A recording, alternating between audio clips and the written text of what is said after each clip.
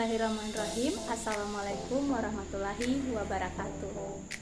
Pada video kali ini kami akan membahas tentang materi IPA mengenai simbiosis, yang dimana kami akan membahas tentang pengertian serta macam-macam dari simbiosis. Nah, sebelum kita masuk dalam pembahasan, di sini saya akan menyampaikan terlebih dahulu tujuan dari pembelajaran kita kali ini. Tujuan yang pertama yaitu teman-teman dapat mengetahui pengertian dari simbiosis. Yang kedua, teman-teman dapat mengetahui macam-macam simbiosis dalam sebuah ekosistem. Nah, teman-teman di sini ada yang masih ingat apa itu simbiosis? Ya, benar. Simbiosis merupakan hubungan timbal balik antara dua organisme atau makhluk hidup. Perlu teman-teman ketahui, simbiosis dibagi menjadi beberapa macam, yaitu yang pertama, simbiosis mutualisme, kedua, simbiosis komensalisme, ketiga, simbiosis parasitisme, keempat, simbiosis amensalisme, dan kelima, simbiosis netralisme. Nah, untuk selanjutnya akan dijelaskan mengenai pengertian dan contoh dari masing-masing simbiosis. Simak baik-baik ya teman-teman. Oke teman-teman, kita masuk di pembahasan pertama. Di pembahasan pertama ini, teman-teman akan mengetahui pengertian dan contoh dari simbiosis mutualisme. Simbiosis mutualisme merupakan hubungan timbal balik yang saling menguntungkan antara dua makhluk hidup. Nah, teman-teman, berikutnya adalah contoh simbiosis mutualisme. Contohnya yaitu kerbau dan burung jalak.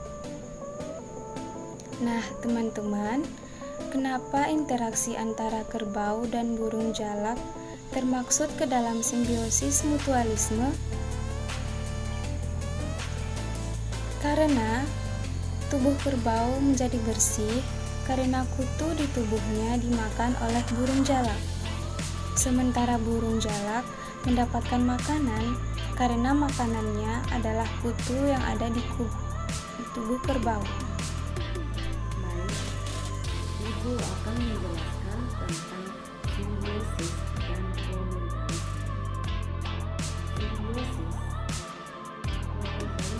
merupakan hubungan timbal balik di mana satu makhluk hidup diuntungkan dan makhluk hidup lainnya tidak diuntungkan maupun dirugikan. Ibu akan memberikan contoh, yaitu contoh pohon anggrek dan pohon inang.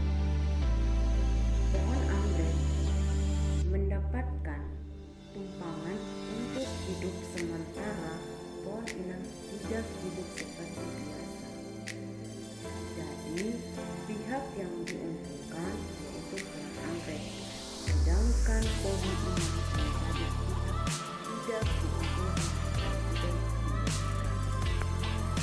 Baik teman-teman, selanjutnya kita masuk ke pembahasan ketiga. Di pembahasan ketiga ini, teman-teman akan mengetahui penjelasan mengenai simbiosis parasitisme. Nah, teman-teman, simbiosis parasitisme adalah simbiosis hubungan timbal balik di mana satu makhluk hidup diuntungkan dan makhluk hidup lainnya dirugikan.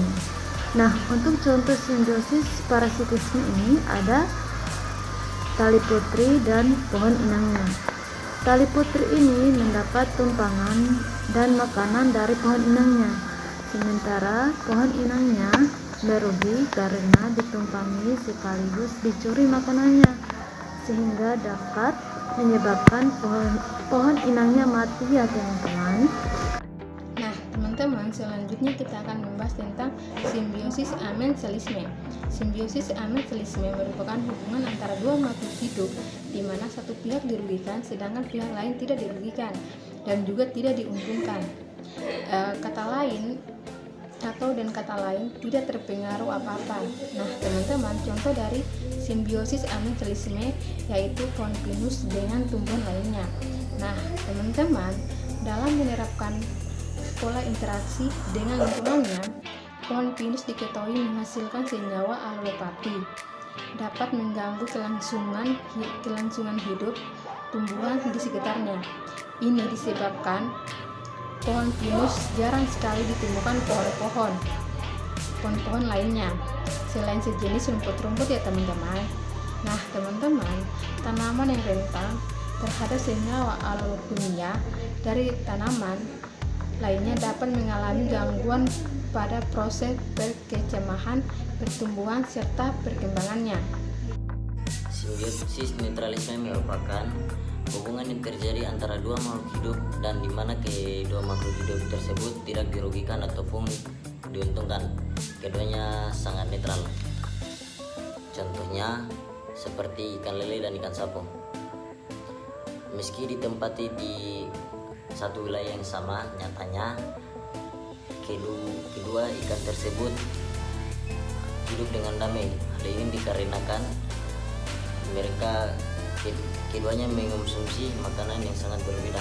Ikan lele akan mengonsumsi makanan yang berupa palet, sedangkan ikan sapu nantinya akan memakan lumut yang berada di tempat-tempat tersebut. Jadi hubungan antara keduanya dapat dikatakan netral alias tidak saling dirugikan ataupun saling menguntungkan. Saya akan membacakan kesimpulan pengertian macam-macam simbiosis dan contohnya. Simbiosis merupakan interaksi biologis antara satu makhluk hidup dengan makhluk hidup lainnya. Terlepas dari apakah makhluk hidup itu bermanfaat, berbahaya, atau tidak berpengaruh pada satu sama lain. Simbiosis dibagi menjadi beberapa macam, yaitu simbiosis mutualisme, simbiosis komensalisme, simbiosis parasitisme, simbiosis amensalisme, dan simbiosis neutralisme. Baik, itu saja yang bisa saya